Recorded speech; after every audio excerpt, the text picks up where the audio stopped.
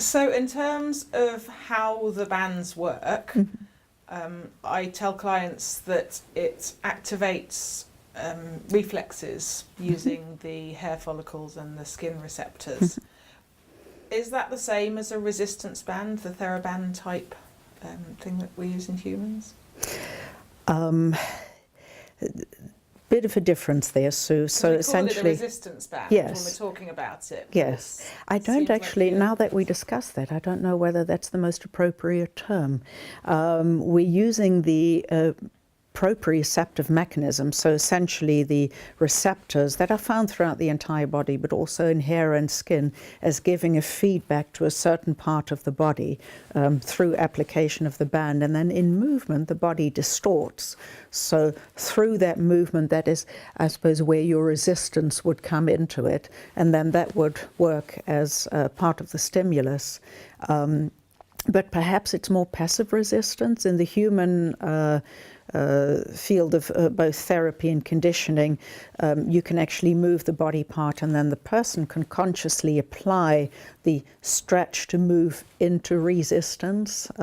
So either through isometric contraction, so the muscle doesn't change length when it contracts, which is more perhaps what we are working with, or into eccentric contraction, so essentially the phase where the muscle will lengthen during contraction, and then that can be used as a very specific part of training, so of either a body part or a certain movement, so combination of body parts that move. So yes, we are applying a resistance, but perhaps it's more of a stimulus. Thinking on that. It was a really interesting question. It came up when I was demonstrating it to a large veterinary practice, and the guy said, one of the guys there said, "Oh, so this is a resistance band," and I said, "No, it's not." And then I looked at the instructions and I was like, "Well, it says it's a resistance band, but actually..." I think we're perhaps, we can wax poetic on this.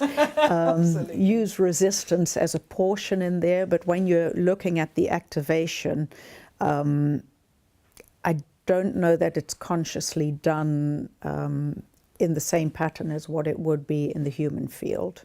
As in, when in human practice, for example, you would use a resistance, or be it a weight, a band, whatever you choose, to activate a certain muscle group, but you are still putting body consciously through a certain movement pattern, whereas here it's more of a constant contact that would give that impetus or that impulse.